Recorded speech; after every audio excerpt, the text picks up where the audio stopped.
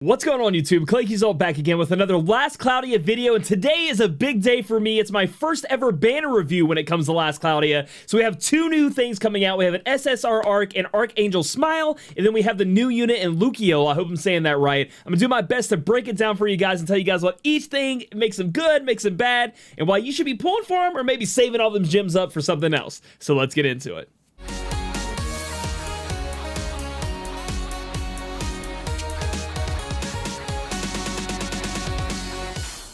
So, you guys probably just got on the Last Cloudia this morning, super excited about the new banner, and then also the new event that you guys have been farming on and everything like that. Nightmare mode is hell on earth right now, am I right? But we're going to talk about the pickup gotcha, and I'm going to go over each of the two new things that are on here, Lukiel in the unit, and then also the SSR Archangel Smile, and give you guys my opinions on them. So, again, you guys are going to have rate ups to these. You guys still have the whole 8% to be a red, 3% unit, 5% of the time it's going to be an Ark, so if you end up getting a red. And sadly, I did some pulls earlier and I was not able to get the Ark. However, I did have a friend of mine who I asked to leave it up so I could talk about how amazing this Ark is and why I think people should be pulling on it. So the name of it is Archangel Smile. It is going to be an Ark that gives you guys an Ark attribute or an Ark ability that gives you guys guts. It lets you withstand dying in battle, and not only that, but it also gives the ability, if you get it to level 10, where it's going to give everybody a massive HP regen at the start of battle, which is going to be absolutely great.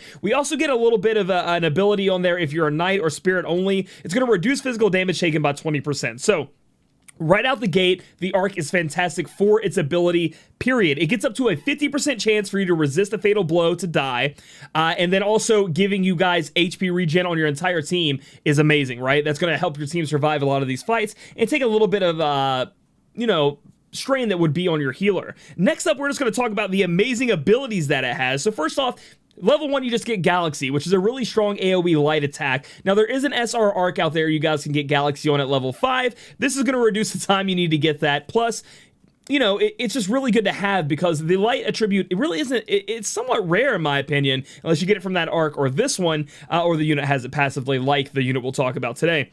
Next up, we have Spirit Breath, which is going to recover SCT when HP regenerates. So if you have this on a tank or somebody like that, maybe even a physical damage dealer, you're going to be able to use their special abilities more often as long as they're getting their HP regen by something, which is fantastic. That's a really kind of like rare and useful passive right there that we see on this Ark. Next up, we have Light Boost, which is going to be similar to all the different elemental boosts. Going to give you 10% to magic damage using that type of element, which if you're going to be using light damage like Galaxy, you're going to want to have this on your unit to do even more damage and bust out that DPS. Next up, we have Curse Nil or Nullified. What this is going to do is make sure you can't be cursed, and if you already have like maybe a debuff to curse, it's going to get rid of that and give you resistance to curse. Now, at SC8, it is really costly, but I'm sure a lot of boss fights out there or trials in the future are going to have maybe some curses that'll happen on you, and this would be really nice to have in your kit to maybe fight off against that and not have curse happen to you. There's always other ways you can fight off against it, but this is really like the best way. You don't really have to be worrying about curse. We can already see status elements becoming a problem in the Nightmare mode of the most recent event, as that monster does paralyze everybody or stun them, and that's not a good time. You end up normally losing if everybody gets stunned. So in the future, this could become important, but I do think it is the most, I guess we could say, lackluster part passive or ability you can learn on this Ark when all the other ones are so great. Next up, we have Archangel's Blessing, Battle In, Recover MP 30%. Again, 9 SC. It's costly on the SC, but to recover at the end of each wave. So once you finish a wave, you go on to the next one, your unit will recover 30% MP. That is so important when it comes time to just AoE mailing or damaging all of the units down, or the bad guys down, essentially, that you fight in each stage to farm faster. This is going to allow you to have more MP, to do that more often. It's incredible. And last but not least, we have Shining Zack, which is going to be a really the most high tier light damage dealing ability we have in the game right now. I have seen this thing on JP and in JP videos, and it literally melts stuff, and you can only get it right here unless the unit already has it. So all of those put together, plus that amazing passive, spells greatness for this arc. I would actually rate this as one of the best arcs in the game. If you were rerolling at this point, it would be Pirate Ship, Sky Ship, or this arc. That's how much I like it. I think every one of these abilities work together or are just great to be putting on other people. One of the things I do want to point out, I cannot click it on this screen, but there is the whole Ether Reward or Etherium Reward that you can get from it if you get it up to 100%. That's going to be an accessory that gives you 50 mind, SCT speed up 10%, so you're going to be able to use those cooldowns a little bit faster, and then slightly restore SCT after every wave is what you're going to get from it. So I can't really picture it here. I'm just reading it off of what I've written down. Sadly, you can't click it when you're looking at a friend's because I didn't get it, but it's still a very, very powerful one. Now, it's going to be a long time before we can get those, but for physical damage dealers, that's a great one. Overall, the banner, I think banners moving forward, even in this game, the units are going to be side to the arcs, and that's how it's always been. And for this banner, the arc is outstanding. I definitely highly suggest if this looks good to you, if this looks like something you would want, if I've explained it well enough, to pull for that. Now, speaking of going on to the unit, or the thing I actually did pull on the banner would be the unit, and Lukiel. Cannot suggest this unit, at least I can't. Maybe other people will. This unit is a mid-range to physical damage dealing attacker that is light affinity, meaning that she's going to have some light resist built into her kit, like in her sphere grid. She has dark resist here, but one of her bad parts you can see is that she does have negative resist to a lot of the elements. Every other one besides dark and light, she's going to be negative to. And that doesn't seem like that big of a deal, but it will eventually add up and maybe become a problem.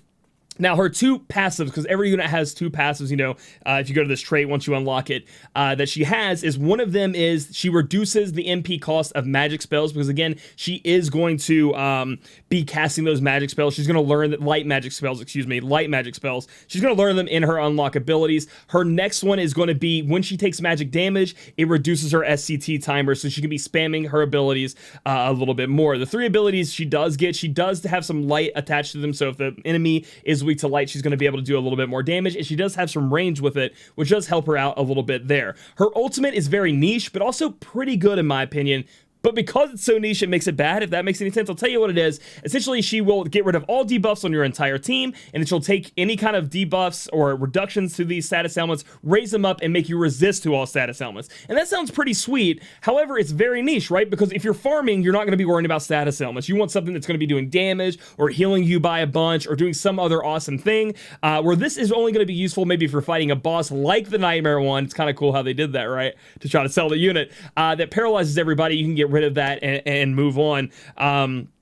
You can see that she's nullified to curse. It looks like she's weak to blind, so she's going to be blinded more often than not. But again, with that ultimate ability, it's really only going to be used maybe for those hard fights at the end of the game you only want to clear once. Talking about her overall in her sphere grid is what I call it, or her skill grid. She doesn't really have any great passives she can get like other units have, with like Thief, like Robin, or Dual Wield, like on some of the other units, or even some really high casting magic spells. She doesn't really have that backing her up. She does get Healing Wind, and she can be some type of hybrid damage dealing support healer for you. So if you were missing a healer or lacking a healer and you still want to be doing damage while being able to get that support going on, she's going to be able to do that, but I don't think she does any of it that well. She doesn't really put out the damage that other units can. She doesn't get any of the cool passives, the OP ones that you look at on other units, and her healing really isn't that great, right? It's there, but it's not going to be as good late game as other units are, and with that LB, or I call it LB, sorry for my FB days, but with that ultimate, it's going to kind of lower her down in the ranks there. So overall, Lukiel, I don't think is that great. I'm going to give her somewhere around a B to maybe a low A- tier. Again, she can find uses, and she is beautiful. I mean, it's one of the things you look at her. She is amazing, and it is a her. I know it's a mistype that it says he maybe in the bio there in the story, but it is a her. She's beautiful. Angel, God, I think is the type that she is. Awesome unit, but when you really get down to it in this game, you can make a lot of units good in Last Cloudia. A lot of them have, a lot of them are kind of at the even standpoint of being, kind of much a little bit better, kind of a little bit low, and it really comes down to arcs and how you want to equip your unit. But I think she's kind of on the mediocre tier, the mid tier when it comes to that. So again, that's why you want to focus on the arcs, and the arc on this banner is absolutely amazing in my opinion, and you should be pulling for it. So if you guys like this video, give it a thumbs up. Comment down below with any critique you have on my review here. Again, it is my first Last Cloudia review. If you need some more information or I did something wrong, please let me know so I can make the future Last Cloudia reviews better. Subscribe to me here on YouTube. Follow me on Twitch at twitch.tv/Claic Yuzolt. We stream Last Cloudia on there. You can talk to me, talk to my community. We can figure this game out together, and we'll catch you guys in the next video.